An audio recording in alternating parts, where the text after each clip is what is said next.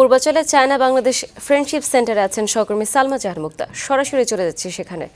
সালমা, ছুটির দিনে বাণিজ্য মেলা কেমন দেখছেন?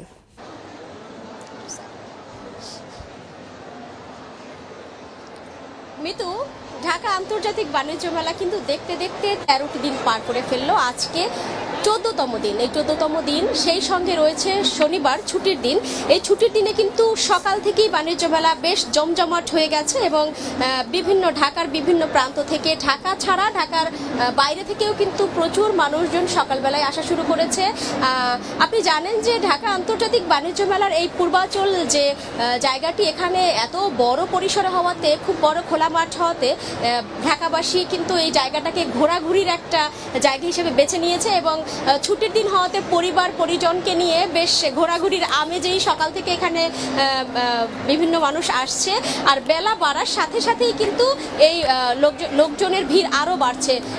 পরিবার পরিজন নিয়ে, বন্ধু বান্ধব নিয়ে মানুষ আসছে, পণ্য দেখছে এবং তারা কিন্তু খুব স্বাচ্ছন্দ্যের সাথে কেনাকাটা করছে। আমি অনেকের সাথে কথা বলেছি, ব্যবসায়ীরা জানিয়েছে যে গত কয়েক বছরের তুলনায় এবারের বাণিজ্য মেলা একটু অন্যরকমভাবে রান করেছে, বেশ একটু ভালোভাবেই জমজমাটি হয়েই রান করেছে এবং এটা যত দিন যাচ্ছে তত বাড়ছে এবং তাদের প্রত্যাশা যে সময়ের সাথে সাথে এই বাণিজ্য মেলা আরও বেশি জমজমাট হবে। আর ক্রেতাদের মধ্যে একটা স্বস্তির ব্যাপার দেখা গেছে যে মেলার শৃঙ্খলা, মেলার পরিবেশ নিয়ে তাদের তেমন কোনো অভিযোগ নাই।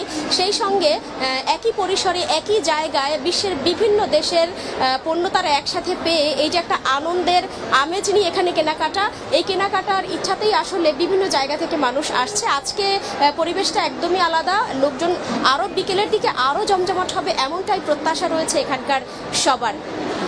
ঢাকা আন্তর্জাতিক বাণিজ্য মেলা থেকে এই ছিল আমার কাছে মিতু। ধন্যবাদ আপনাকে সালমা।